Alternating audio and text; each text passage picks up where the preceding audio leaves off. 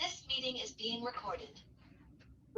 All right. We have to find out who's Zoom bombing us, Michelle, first. I think it's Jim. I think it's background noise from Jim's microphone. Is it?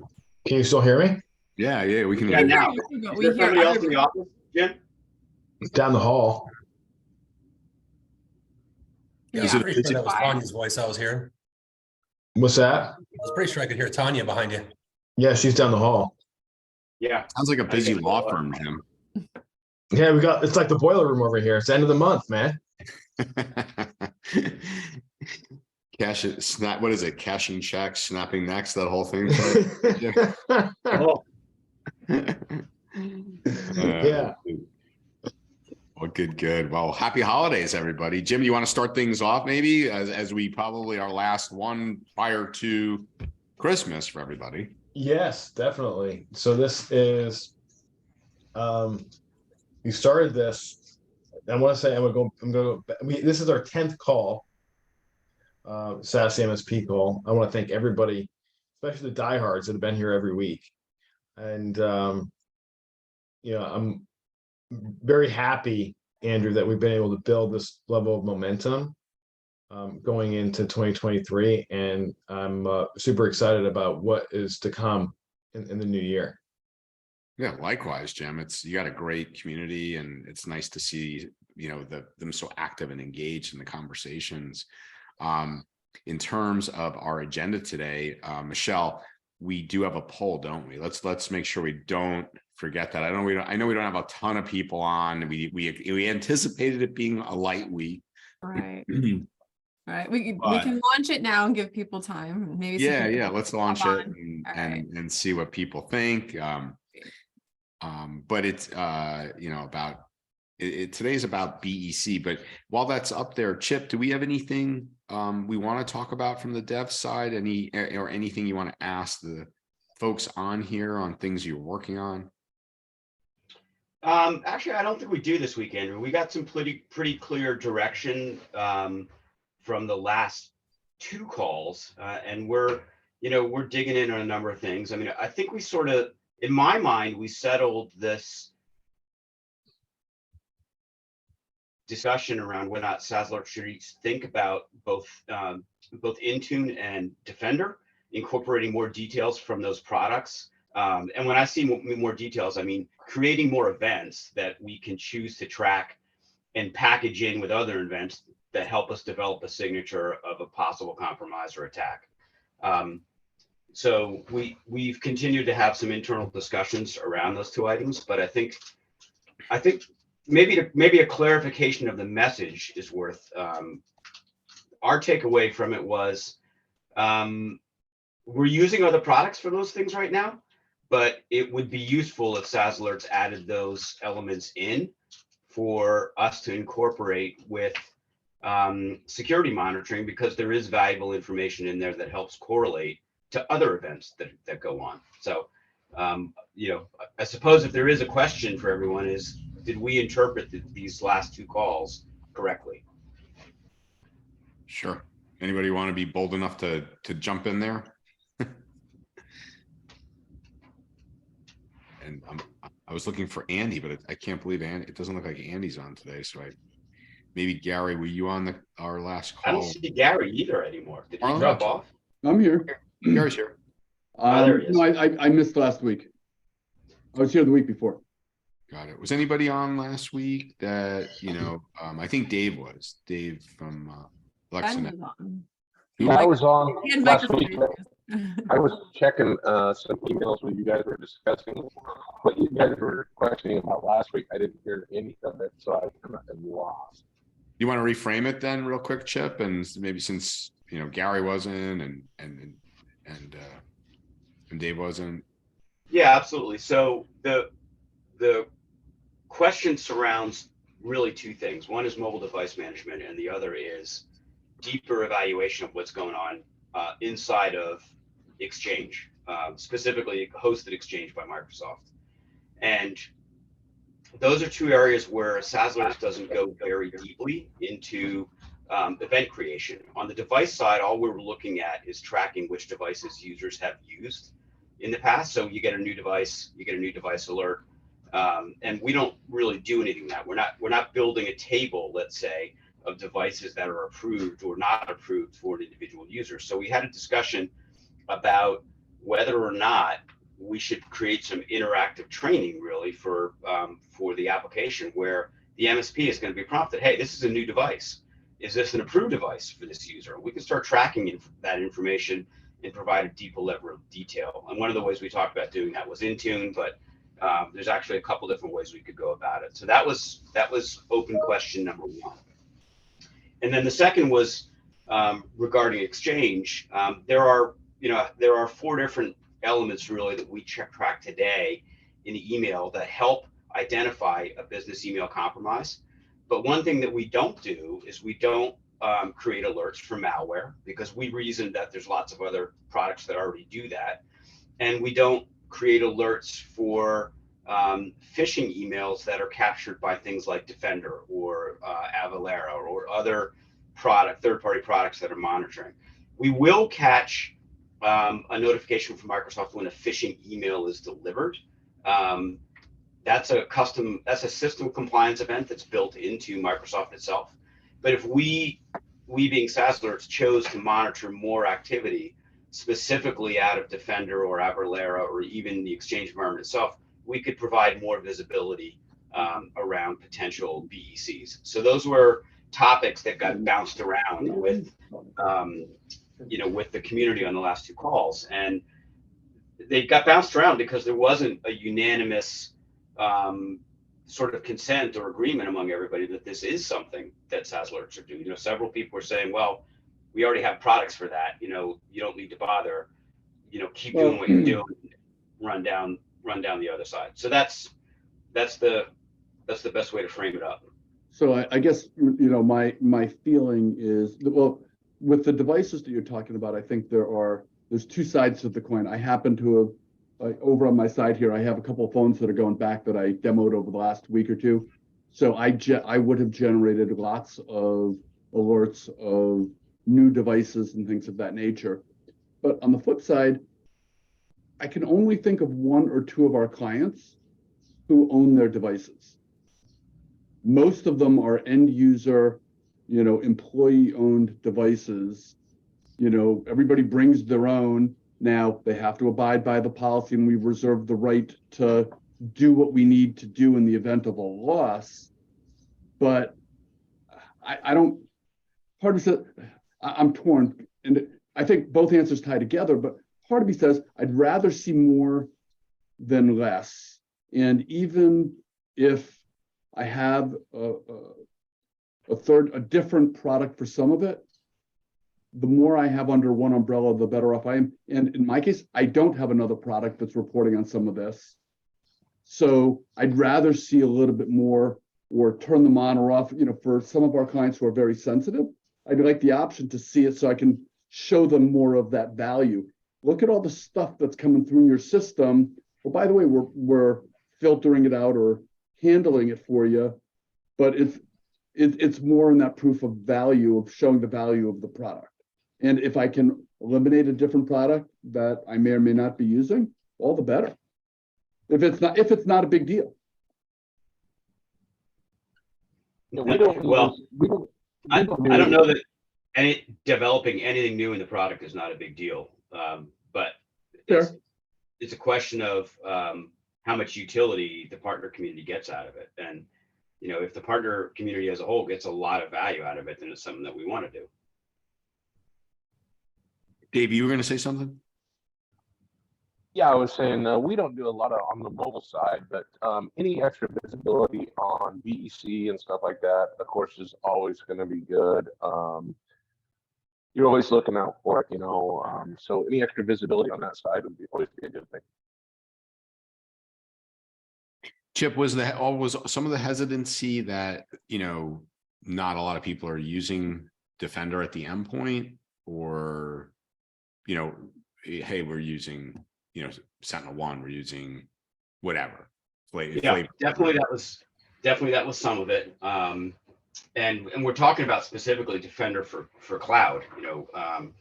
Defender aimed at Exchange and 365, not so much the physical endpoint side of it. Although that would be interesting because you can combine all that together into one data set from Microsoft. So having more physical endpoint information flowing into SaaS alerts is an interesting other side topic that we've got going at the moment. But setting that aside, but I think the general, for those who were reluctant or were sort of advising, you guys shouldn't go down this road in the last two conversations, it was generally around, hey, we're using other products. They're really good. There's plenty of other things that SaaS alerts can be working on that other people don't do. So, so stick to that. No, it makes sense. I was just going to say, it's interesting though. The only reason my head went to the endpoint specifically was when you were mentioning malware, and what you wonder, like someone like a Huntress that has heavily integrated now, as well as Blackpoint, but Huntress, let's just use them as the example. A lot of MSPs are using Huntress with managed AV, Windows Defender at the endpoint. It'd be interesting to see if we could pull that data, if they did have an API, right? To give a much better circle to it. Is that making sense? It makes sense to me. I mean, that's the kind of things that we're always thinking about from a product perspective is, what else should we add in to broaden the scope of what we're looking at? Versus the flip side of that coin is, right now we're actually engaged currently in an exercise where we're taking some of the events that we already cover and we're splitting them out into multiple new events because they have slightly different characteristics. And rather than just include those characteristics in an extended description, because of the way people are using Respond, we're splitting them out into individual pieces. So on the one hand, we're talking about going more macro, and on the other, we're talking about becoming more granular. So, we're playing both of those on the development side. Very cool. Yeah. Okay. Any other comments on that, Gary, Dave, or anybody else while we have you on this topic?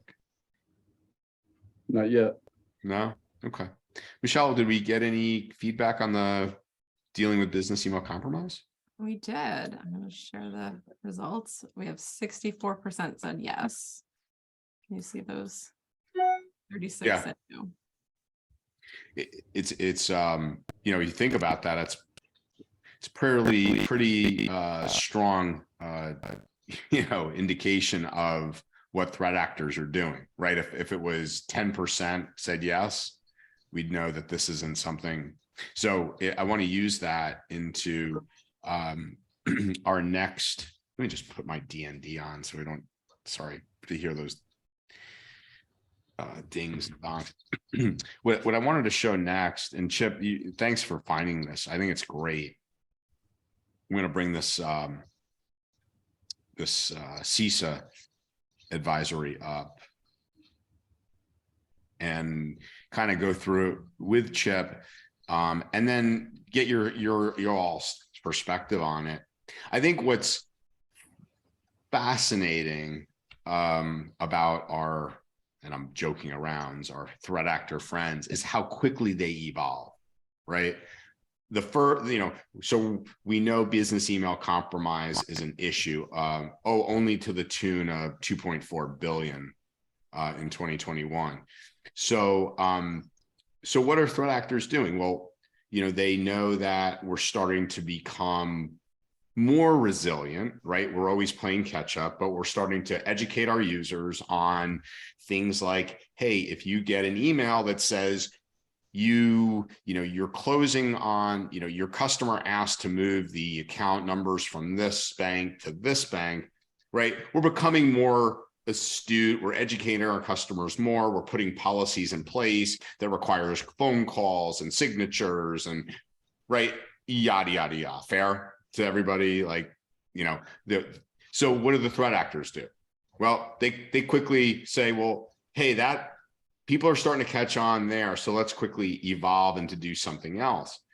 And the evolution already has to do with, okay, well, what other things can we do in terms of theft that might not be on people's minds? And why not find things like food and ingredients in this particular case, and impersonate known legitimate people, use websites that are just slightly off, or emails that are slightly off, and we'll place orders for hundreds of thousands of dollars of ingredients and foods and things like that, agricultural products, and have them shipped somewhere, and then we'll put them on the black market because they're never going to get paid for them. So Chip, am I getting the summation of that, those changing TTPs pretty right? Yeah, I think so. So by the way, before we go on to where SaaS Alerts plays in this, any comments? Has anybody dealt with business email compromise outside of just straight money being asked for? No, I didn't think so, unless you're dealing, like, it was interesting. I sent this, Chip, to some MSPs on the West Coast that I know, big MSPs that deal with a lot of ag, a lot of the big farms and agricultural businesses, and they are seeing it already out there. But what I wanted to have you chat a little bit about was things that SaaS Alerts is doing, Chip, to look at detection in this area, if you will. Yeah, absolutely. So what Andrew is displaying, the highlighted elements of this are the recommendations from the FBI and from CISA on how to help reduce on business email compromise. The underlined elements are the components specifically that SaaS Alerts helps the partner with today, keeping track of MFA for accounts, including alerts for when people turn MFA off, if they have the ability to do that. Alerting when there is forwarding set up either by an admin account or by an end user on an email address and where it's forwarded to.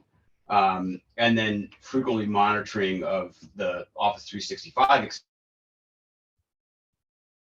exchange environments for admin changes that are made. So those are all things that we provide already. And then obviously add into that what I'm sure everyone on this call is already familiar with, which is the outside approved location logins that, when coupled with persistent attempts to log in from unapproved locations are a pretty much instant indicator of a compromised account. When you roll all that together, it helps give some visibility into a potential business email compromise. Yeah. And it was interesting. I made, I do this post this time of year, the 12 days of Christmas, and today's post, Chip, was from Hackett Cyber, which is a pen test company that works with MSPs and MSSPs. They're an excellent red team pen testing organization. And his fourth, it was a top 5 things to do, MFA everywhere, obviously strong passwords, and number 4 was email forwarding. So I'm just curious from the folks on the phone, are you guys paying close attention? Is email forwarding set up? If you don't have SaaS Alerts across the board deployed, because we know that's not, we do know that's the case, right? We've talked about it a number of times that MSPs aren't, even on this call, we appreciate your transparency, deploying it holistically. So are you notifying, do you have detection set up on all accounts for email forwarding? Because if there's one thing that is a almost clear giveaway that a threat actor is potentially present, it's that one, because they're going to stop monitoring and dumping everything that's going on in that organization to look for accounts and interactions, right, with the people that handle the finances.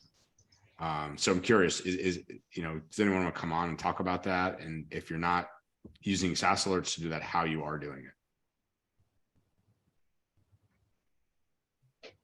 So I was hoping to use SaaS Alerts for that function early on in this, when it was deployed for us. We were getting a lot of noise with people setting up forwarding rules to, different folders within their own inbox. And I was hoping it would only catch external forwarding, but it wasn't the case. has that changed in the past couple of months? Or maybe I just have it set up wrong. No, Nick, you don't have it set up wrong. It actually does cover both. And that's a good example of one of these areas where we're splitting out email forwarding into two different events, into specifically an external versus an internal. And we can obviously do that by looking at the domains. If there's forwarding set up to an internal domain, we're going to show that as a separate event. But we've also caught at least in one indication when a rule was created to move email to another folder within the client's own mailbox rather than forwarding it outside of it. I think you have to be careful about tuning some of that down and missing something. That's interesting, Rafi. So you caught them like using that. They were obviously in the 365 mailbox already, but yeah, they were in the mailbox. They created a rule that said that any email that came from Mellon Bank, in this case, which was the banker that they were doing the BEC with, and that if the rule came in, if you got an email from Mellon Bank, throw it in a deleted mail. So we found all those emails in a deleted mail later on, but also that was something that they were, so the client didn't know any difference other than that unless he happened to expect an email from Mellon Bank, he wasn't getting those. So everything else was working fine. It's interesting because, they talk about threat actors being lazy, Rafi. In this case, you might have it a little bit, a little more savvy, a threat actor going, hey, yeah. I don't want to trigger email forwarding. Yeah. Right. So really interesting. Were you guys able to catch that? And if so, was it after the fact that No, this was actually after the fact. And partly it was us not catching it, and partly it was the other actors involved, including the bank and including their mobile phone provider, letting some other activity take place, which actually allowed the BEC to continue. Fortunately, we were able to claw back the money with the help of the FBI, but that was potentially a big monster mess. Wow. But congrats on being able to claw it back. And what potentially would it have been? Like, give us a sense of $750,000. Wow. What a great story that must be for you to tell prospects now, though, right? Yeah, we use it all the time. Does it help being that it's real versus this could happen? Yeah. It helps in two ways. It helps because I think we tell it differently when it's real. In addition to that, we have more detail about the conversation as much as we can talk about it. Sure. Yeah. I find it fascinating that, the good and the bad part, right? In this case, it was a great ending, right? That you guys were able to claw it back. We were very lucky. Yeah, we were. Yeah. Lucky. But you see that too with companies. I know one specifically that literally was onboarding a customer and deployed their RMM, and they almost got fully compromised, Rafi. But luckily they had detection, turned on, and they were able to stop it. But it was the threat actor was actively trying to get into their RMM. They could see it. And their ability to sell post that event and post stopping it, it's really interesting because when the living it, right, you like you said, you tell it so differently, and I guess so authentically, for lack of a better word. Is that the right term? Yeah, it's no longer a potential story that you pull down. I mean, those are fine too for color, but I think when you're involved with it, it's a different visceral kind of conversation. Yeah, very cool. Rafi, I'm curious if the FBI was able to use any forensic information to actually track down the threat actor, or did this person remain completely anonymous and the bank basically took it on the chin because of their own inadequacy in protecting the customer? No, what happened was it wasn't really the FBI. the FBI, they were helpful in contacting the banking institutions to claw the money back. But in terms of catching the guy, we provided the information to them, and also through when we had done some work, and then when the insurance company stepped in, they also found the same forensic work that we did, where it was the actor was actually bouncing through U.S. entities to access it, so various different data centers around the U.S. So it didn't alert up that somebody was trying to connect him from an outside the country, except one time. And that's what alerted us to it, when they were trying to log in, when they screwed up their OPSEC and they were trying to log in from Nigeria. So we know it's not active. Where did you pick that up? Was that a SaaS Alerts event or Yeah, somewhere? that was a SaaS Alerts event. Whoa, Jim, stop the phones here. Do we have Rafi's testimonial here? Is Jim with us still? Did Jim hear that? I don't know if he's with us or not. There he is. He's on mute. You're on mute still, Jim. Sorry, I was multitasking. Yeah, we actually we quote Rafi quite a bit. He is very generous with his time, especially since he's at like every MSP event known to mankind. It's very easy to just grab him and say, "Hey, Rafi, can you tell a story?" And he's very gracious about sharing. So that's awesome, Rafi. Thank you so much. Any good coffee today, Rafi, by the way? Yes, always. Okay, just want to make sure. the sign's right behind him. I love your pose. Ben, you made some comments in chat. Can you come on with us? I always love listening to you as well.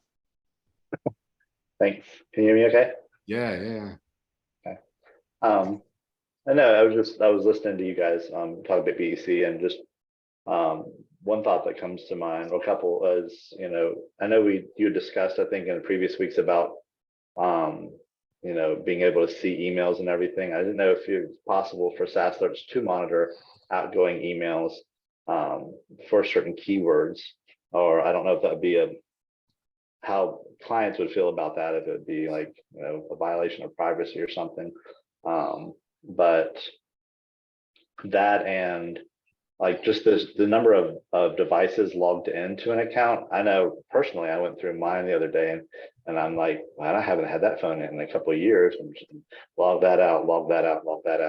But I had like 6 or 7 devices that were okay for them to pop into my account without even authenticating. Something like that might not be a bad idea too, just to show the number of devices and perhaps like an IP address. Because any good hacker, that would take pride in their work, would I think hit most of the accounts, through a VPN or something, and not really give away that they're from the outside of the US. It's kind of a dead giveaway. And I think the people that are doing these BECs are dedicated. They're not just throwing out ransomware and hoping somebody clicks on it or something. Can I just comment on the last thing you said, and then I'm gonna let Chip comment on the first thing? Sure. And you're spot on. Look, there are initial access brokers. This has become a highly specialized industry, right? We have initial access brokers. All they do is steal credentials, sell the credentials, and then you have, the threat actors that are going to do the, persistence, and then that's what they do, and then, BEC, ransomware, etc. So I couldn't agree with you more. And and the other thing that was in another article that we talked about on the cyber call, I think this week, I'm trying to remember, I can't remember exactly what it was, but how threat actors are actually becoming more thrifty and basically being parasitic in nature. And basically, as to your point, Ben, they're using a host within, the US or wherever they are, right? Yeah. That common geography to launch their campaigns. So that's what I have to say about that. It's really interesting. Chip, any other thoughts on monitoring keywords and all those fun things? Yeah, I'll definitely comment on Ben's. Actually, I think I have a comment on everything Ben said. In terms of monitoring keywords, this is something we talked about, I think, again, 2 weeks ago. We actually put this notion out there. SaaS Alerts to this point has gone to very intentional lengths not to look at the content of either files or emails. Now, some of you may have already picked this up, but we do look very carefully at emails under one specific set of circumstances, and that is when an email is has an attachment that's sent from either the cloud version of Outlook or a locally installed version of Outlook. We pick up the sender, the recipients, and the subject line and the attachment name. We don't look at anything else, but we consider that part of an extended DLP risk. So we do log those events in SaaS Alerts, but we really have stayed away from looking at the content. And most of that has been in reaction to, I'd say, the majority of our partners who have come on up to this point saying, hey, we're really concerned about what data you access for our customer and where you store it, and who can access it. So we've taken the contents of files and the contents of emails are radioactive. We've kind of taken that approach. Microsoft and Google both. I include Google in this because Google is the other, directory service / knowledge worker suite that we're covering. This goes for Dropbox too, though. They all already offer services built into their platforms that do scan for content, like Microsoft's compliance. You can set up custom compliance rules based upon the industry that you're in or keywords that you're looking for. So we've sort of made the decision to leave that to them, at this stage of the game.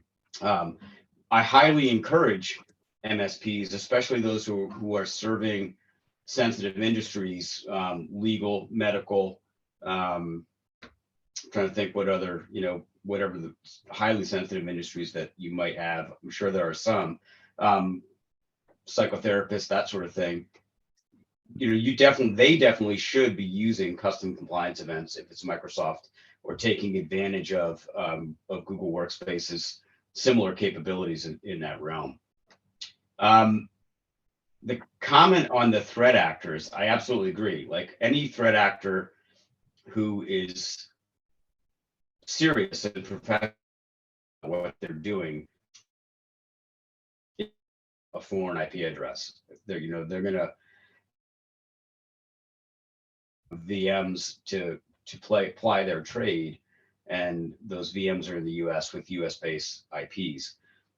Nevertheless, a lot of times the initial compromise occurs from what many of us would call a script kiddie, who's just out trolling the internet, trolling the IP addresses, trolling domains, looking for credentials. And that's automation that is widely available, and that can come from Pakistan and Sri Lanka and China and Russia and a lot of places that we see appear a lot in SaaS Alerts. And most of the events that we wind up catching as unauthorized logins are coming from those areas. So those aren't the pros yet. Those are the guys doing reconnaissance for the pros, who are then using those credentials later on to start doing targeted phishing campaigns and real business email compromise. I mean, let's face it, BEC is really just a new term for fraud, right? For an extended fraudster who's creating a scam using social engineering, which is the way fraud's always been done. I don't care if you go back to the 1800s when it was only Pony Express and letters, or whether you go to the 1960s and 70s where it was phone bangers that were hacking the AT&T networks and Bell networks. It's always been the same thing. It's social engineering, and this is just a new way of doing it. I want to make a really nitpicky side comment, and it follows up also on what Ben was saying, and it's sort of on the same topic. We've had a lot of partners ask us, so many, in fact, that we've reacted and said that we're going to do it. It's actually in progress now, asking us to build in the option to whitelist entire ASNs, Microsoft in particular. They don't want to see the occasional situation where a company in Canada has Microsoft act in the background and moves a whole pile of data to a server in Michigan. And that will throw up a bunch of alerts in SaaS Alerts. It's really difficult to tune for that. And people are basically saying, look, we want the ability to automatically whitelist anything that happens from any Microsoft IP address or any Google or any IBM or AWS, the big cloud providers, really. So we're going to do that. We're going to offer it. But I'm going to use this opportunity to be in my soapbox and say, I think it's a terrible idea because it creates a blind spot. Hackers that are the professionals, the other side of the guys that we're talking about, they use Azure and Google and AWS all the time. Like that's where they burrow in.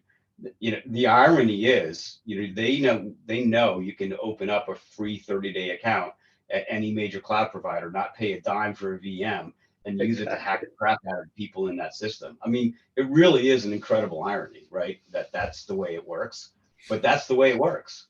Well, Chip, to your point, I mean, that's right. A lot of the RMM and a remote control evaluation, like threat actors, like, hey, sure, I'd love an eval. I'd love an eval. I'd love to use your tool to compromise, a bunch of your tool. Yeah. Right.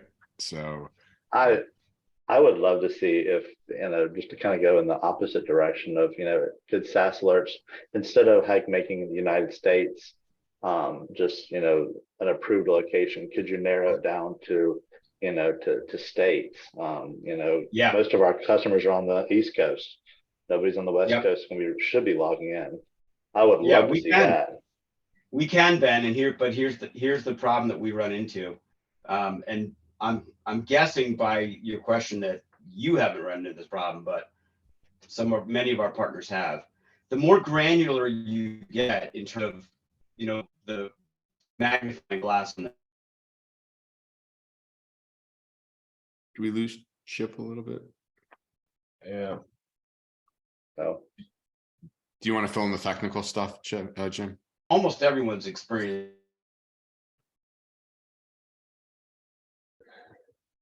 Use the most recent one happened a lot. Someplace in the Caribbean. Hey, Chip, you're cutting in and out. Just so you know, you're cutting in and out. Let me kill camera. Any better on the audio? Yeah, so far. I think so. Let's see. Yeah. Can you rewind? How far back do I have to rewind? Your whole monologue. Around 1:15 today. I think I need to just go back to where Ben was asking about more granular analysis on IPs. Yes. So the answer is we can do that, Ben. We have the data. We can go all the way down to zip codes.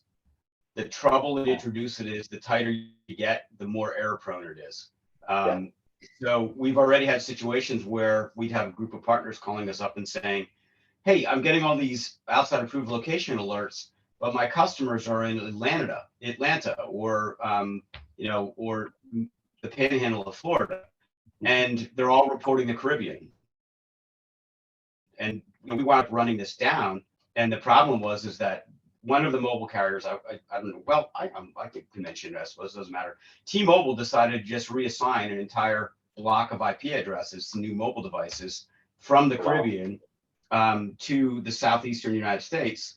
And it can take them weeks, many weeks, like 8 to 10 to 12 weeks, to actually update the sources of information from which everyone else on the internet draws the information of where those locations are. So that's why we so far haven't driven all the way down to zip codes, because to be honest, our support team gets every single week, we get one partner or another saying, what the hell is wrong with you guys? This person isn't in Seattle. They're in Topeka, Kansas. And SaaS alerts is not the fundamental source of truth in IP data, right? We're obviously collecting that data from a bunch of other sources on the internet. That's somebody else's mission.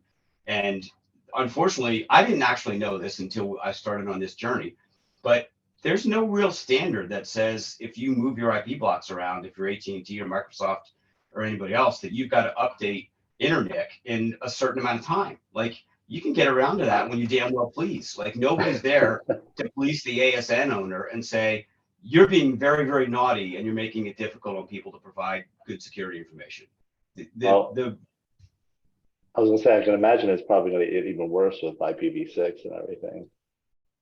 That is that's still an evolving nightmare. I mean, the only thing we know reliably about IPv6 is it's almost always a mobile device or a mobile hotspot, because IPv4 is still dominant on the hardwired world, on switches, on routers, on firewalls, everything externally facing that it should be. So look, anybody that wants to bring a better solution for IP geolocation information on any SaaS call, I will personally buy you a wonderful steak dinner at the next event that we're all attending. Good deal. Good deal. Rafi, you were commenting that you got that with people in New York and Canada. Yeah, we had a similar issue with not so much with the state lines, obviously, but being on borders. You start flipping into other countries and start getting alerts, similar to what Chip was talking about with Florida and some of the islands. Got it. One thing that I would encourage is, and I think very few of our partners do this, when you have that kind of a situation that Rafi describes, you can whitelist IP addresses or IP address ranges in SaaS alerts and just add them to the existing whitelisting. So Canada plus this block of IPs that's this data center in Michigan that they're consistently hitting. And I would really encourage people to do that kind of granular whitelisting with SaaS alerts. It will dramatically improve that. I'll also, and this is rare for me, pat Microsoft on the back. They're one of the better ones at keeping their information up to date. They actually update every single week the entire list of every IP address that's included in their ASNs and which data centers they're assigned to. Very cool. And Gary, it looks like you had an issue with that as well. You're saying, Harlan? Yeah, we had some users who were moving around, or and I don't remember, this is going back a couple of months, but came back and I reached out to support, said, yeah, this doesn't make sense because this person is in nearby, and it turned out it was a bad representation of their IP, and you guys said, yep, we'll let somebody know, and a month later or whatever it was, a few weeks later, got a message back that was all set. Got it. The system works or doesn't. It works. It just doesn't work as fast as we want it to, unfortunately. Right. So we've actually have taken some steps recently to try and pick up that speed. I'm not going to get into describing what they are. It's way too in the weeds, but I would be interested in feedback on future calls for anyone who has experienced it. Notifies our support team if you're getting a quicker response, down the line. Jim, I want to leave some time. I want to talk briefly about this, Teams, way that Teams is being compromised with Chip briefly, but I'd like to close us out on getting feedback from the community here on things they'd like to see in 2023, on these calls, whether it be, more different things, sales or, something else. So Chip, let's wrap things up with this. This is, you and I were talking about this when the call started, and I thought this was really interesting, how threat actors continually evolve. And, so if you think about it, right, a good pen testing organization, Red Team in this case, they're dubbing themselves, are looking at ways in which they can socially engineer their way into their clients. And you get a good pen testing organization, they're going to find a way in. But they basically posed the question to themselves, well, aside from gaining initial access through a phishing email, what other ways might we gain access? And like any good white hat, right, would do, they start doing research to see if there's anything out there on ways in which we might use other tools to gain initial access. And lo and behold, Teams came up. And what's interesting about it is a few things. Number one, most security awareness training, unless you guys on the call can tell me differently, they talk about it that the the way in which threat act, we know how to look at emails for potential phishing, but not necessarily messaging apps. So, Chip, maybe we could talk a little about, what the way in which threat actors can use Teams and just, like you were saying, simple CSS to pose as an external organization that is engaged in a conversation via Teams and getting the victim organization to engage. Can I get some of your insights on that? Absolutely. I'll break it down from top to bottom and save everybody a lot of reading, though. I would highly recommend, if Andrew shares this link with everyone, that you dig in, because this is an extremely well constructed article that uncovers a bunch of things actually that I didn't realize, I hadn't considered about Teams as a potential vector. So the article really runs through a scenario where external users to the organization can use Teams to create a very, very well crafted phishing message that is analogous to, the kind of phishing emails that we've seen evolve that have company logos and URLs or file attached, spoofing somebody's identity, all of the signatures of a professionally crafted phishing scheme. And the way you do this is, for those of you who are Teams users, that if me coming from outside the organization and Jim is in a different organization, I send Jim a message and he's going to have to approve the ability for me to communicate with him. That's direct messaging in Teams. What these guys discovered was there's a way around that. All you have to do is create a group, me as the outside attacker, and put Jim's email into that group twice, or not his email, but his contact. It generally is his email. Put it in there twice. And you have to put it in twice because in order to create a group, you have to have at least 2 account addresses or account names. Then I send it to Jim, and lo and behold, Teams doesn't block and request of Jim permission to open up a channel between us. It just opens up the channel. So that's step 1. Step 2, since you can use Teams to, in a Teams message, you can embed HTML. You can craft a very, very clever looking message that looks like it's coming from a vendor or a supplier or a client, someone else that is relevant to the business. And you can use CSS to even block out terms like external that would notify the recipient of this that they're getting this message from outside their own organization. So the bottom line is you can spoof your way into a Teams chat with anybody that's using Teams by dropping them into a group. It's really a group of 1, but you can fool Teams into thinking it's a legit group. And then you can use CSS to cut out the warning elements that would normally show up in a message that inform the recipient that the message is coming from someone other than somebody they already trust. The article is a fantastic roadmap to exactly how to do this. Hopefully, this becomes disseminated widely enough long before a group of black hats get their hands on it and start using it, although presumably they are. Then, Andrew and I were talking a little bit about how this relates to SaaS alerts directly. And the instant answer is SaaS alerts doesn't cover a lot of this kind of depth in Teams today. So this is another one of those product questions. Should we? And my initial response is yes. Can we? My secondary response is I don't know. For instance, we can tell you when someone downloads a file and saves it to SharePoint with Teams. We already get that. I don't know if we can even tell when someone just follows a link out of a Teams message. We're going to look into it and see what we can find out.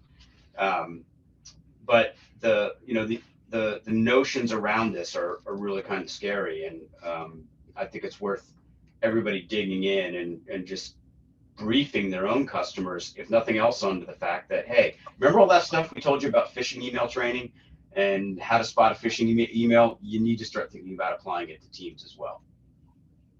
Chip, thank you. That was really well done. You're awesome.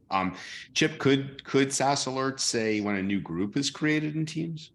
Yes, absolutely. And again, we don't look at that specifically today. When a new group is created in general, in Microsoft 365, we're going to tell you that new group was created, but I think we need to start calling it out as specific to Teams, Well, or isn't specific it, to SharePoint. so isn't it more, less about that a group was created, but more that it's a group with external users?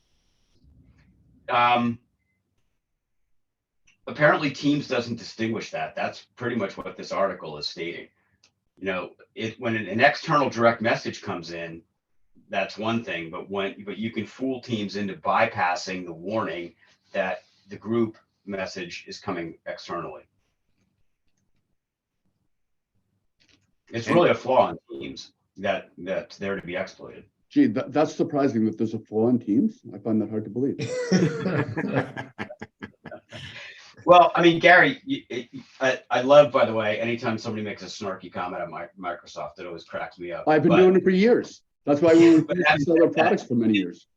In Microsoft's, not defense, but you know, one of the reasons we don't cover Teams as deeply as we do with other pieces of the Office suite are Teams is not really Microsoft, right? We all know that.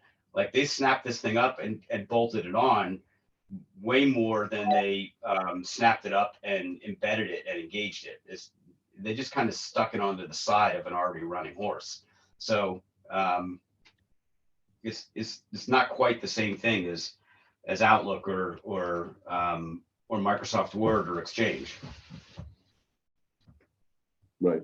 But and the last thing I'll say is we also, Chip, we're talking about stale user accounts, that if an organization were compromised and this was now almost like really spear phishing internally, a whole lot of havoc could take place. Is that a fair statement?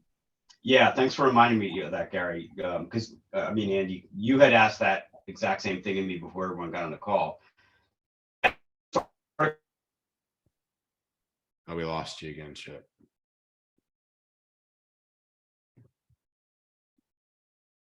Me? Yeah. We'll come Guys back. got Miss me? Francis. Can You you back? You're back now. We lost you when you said, thanks for reminding me, Andrew. Yeah. This article doesn't call it out. SaaS alerts for a long time is not a long time. We're always talking about stale accounts and getting them cleaned up and the danger.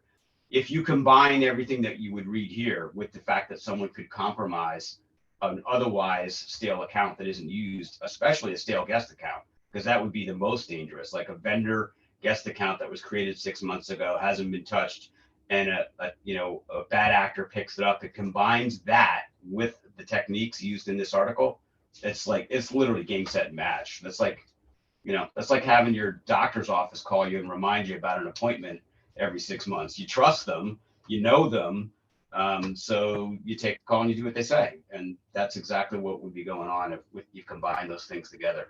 Right, here's this Excel file. Could you just open it up and check it for me? Mhm. Yep. Yeah. Hey, Chip, is this still a problem for organizations that pretty much block external contact with their users? I don't know the answer to that, Ben. I didn't research it yet. It's not stated in the article one way or another. I think a test needs, any one of us could run a test where we try this technique of pushing through a Teams chat by creating a group and see if the global setting to block external contacts actually prevents it. And I'd be happy to play guinea pig with you if you want to do that. That'd be awesome. I'd love to. All right. So Jim, we've got just a few minutes left here. Yep. Should we close things out by just seeing if anybody has any thoughts or suggestions for 2023 content?